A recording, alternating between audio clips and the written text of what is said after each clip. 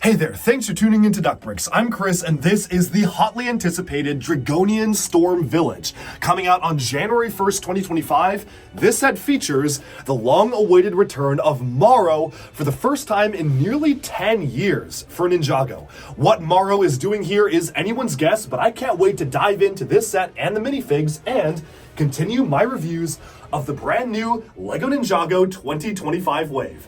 Thanks for tuning in, and let's jump into this review. Okay, so this is the Dragonian Storm Village. It will retail for $40 US when it releases on January 1st, and it comes with a ton of minifigures, 6 in total, plus a brand new small creature as well. Given that the focus of this set is on the minifigures, we're going to spend a little bit more time looking at them, especially because it does include 2 currently exclusive minifigures, Jay as a rogue and Morrow making a return for the first time since 2015, but the entire build of the set is focused around the Storm Village, so let's take some time to look at the build after taking a look at the minifigures first. I'll spend some time looking at these figures in much more detail on a full-on video dedicated to the minifigures, but I do want to call them out for this set in particular because they are so unique and interesting. Right now there are 3 exclusive figures to the set, Rogue, Morrow, as well as Zane in this particular suit, although I would imagine that we might be seeing Zane in this suit for future sets. Honestly, that's just a hunch because it is just a standard ninja outfit. I'm going to start off with the 2 most interesting minifigures here, and I know everybody wants to see what does Morrow look like brought back again. Now, the unfortunate thing is that LEGO has discontinued their transparent neon green color, so Morrow actually does not have the same color that he had before. He is now just using a regular transparent green arm, which is still cool, but just not quite the same, whereas previous versions of the character did have fully transparent green legs and a transparent neon green head. They chose to make this one a little bit more solid. I'm really curious if that's going to translate into the show. Like, is he supposed to be like a half mortal, half ghost? Or what exactly is he supposed to look like? Or maybe LEGO just wasn't able to make those transparent legs anymore because, again, that color is gone. The headpiece is really, really nice. I feel like it really captures the character well and almost makes it look like he's a lot older, utilizing the cheekbones on the side there, showcasing the passage of time, and he even has one side of his head that is with glowing eyes, showcasing that maybe he's in ghost form, or maybe he's just particularly angry for whatever reason.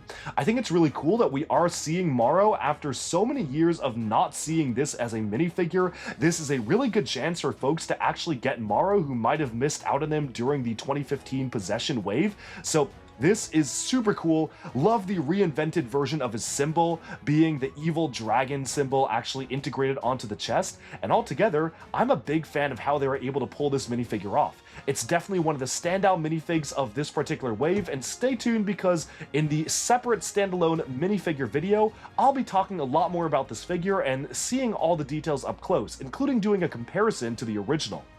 Moving on from that though, let's take a look at Jay as Rogue. He's utilizing a brand new hat element, which is meant to kind of hide his identity. This is also something that we have already seen in the TV show as a hat used by a member of the Forbidden Five, so definitely do expect this to be used in future minifigures in different colors. But Jay actually gets a new facial expression for this character because you can't actually see the hair behind him, so he just has a single facial expression, a very angry and determined one there, which is very cool to get, and altogether, he has the integration of sand blue and dark blue in his color scheme, which I think looks super cool. He's still using the black nunchuck-like weapons, although this time they aren't connected by a chain, so, I mean, I guess they're not really nunchucks anymore, they're just kind of lightning weapons.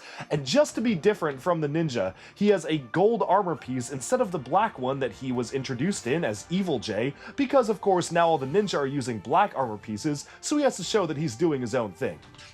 The 2 Dragonians are very cool, and it makes sense to get 2 of them as part of the Dragonian Village. I love the detail on here. It's very rare to get 3 brand new minifigure components made for a single villain faction, but this is super cool. They went all out with the details, and I'll be spending a lot more time taking a look at these, as well as the ninja suits themselves in my minifigure focused video, especially because the ninja suits are all pretty much identical aside from the change in colors and the symbol on the center of their chests. But now, let's take a look at the main set as a whole. With the minifigures removed, here's what the build for the Dragonian Storm Village looks like. It kind of acts like a partial arena, which I guess you can use these spinners in because you do have this obstacle piece right here where you can kind of get that spun up and it will act as a spinner attacking any of the characters that you have on the ground, so you can kind of spin it around and, I mean, in theory, you're supposed to actually have it hit and knock over one of the characters. Like so, you know, just make sure you're steering it in the right place first. It actually works surprisingly really well. Like, it's a very simple build. It's literally just utilizing two of the brand new blade elements and a simple spinning boat element on the bottom, but you can really get this spinning up quite fast, and I'm really curious to see how that actually might interact with some of the spinners. Moving on from that though, I want to focus in on the main build as a whole. You have a pretty clever usage of building techniques here for studs on the side for the face of the Dragonians here. It's kind of a nice little cave. You can't really open this up or do anything with it, but it is a nice looking build for the face. And over here is a play feature that we actually have seen before in Ninjago. Pulling the red voodoo ball here on the side will allow you to collapse the bridge, which is just using the Technic link elements. Unfortunately, this bridge is only 3 links long, and given that one of them is fixed, only 2 of them will be collapsing, but honestly, that is enough to collapse a minifigure. Let's take Zane here, who always gets himself into unfortunate situations, and collapse it down, meaning that he has fallen into a prison pit below, where inside, I guess you technically have a 7th minifigure in the set, in the form of a skeleton, who unfortunately never made it out of the jail cell here. The jail itself is very simple. There isn't even a cover on the back to act as bars or anything. You can just imagine that this is just the entrance to a big cave, but I think it fulfills the purpose okay, especially because they clearly were working with pretty limited pieces for this set. There is another cage on the side here, which is built up utilizing sand green elements. You can stow one of the ninjas inside, but honestly, there's not a ton that you can do there. You can also store some of the weapons that the Dragonians use on a weapons rack here. There's a red lantern, 2 stickers which signify the Dragonian logo, an extra little small red dragon to mount on the leaf there, and then on the top, they actually do have one of the Dragonian masks, which actually forms one of the detail elements for the top of the temple. I actually think it's really cool how they're integrating minifigure elements here, and that does mean, and I'm sure this was intentional, that with the inclusion of this helmet and this little dragon on the side, you can choose to convert this particular version of the warrior into the fully armored up version, which is something I really appreciate. That being said though, $40 for this does feel very high until you're reminded that this is basically like one of those figure packs that we were getting back in Ninjago for like Prime Empire 2020. We had the Gamers Market, we had the 2021 Tournament of Elements, which also had exclusive minifigures introduced for that set.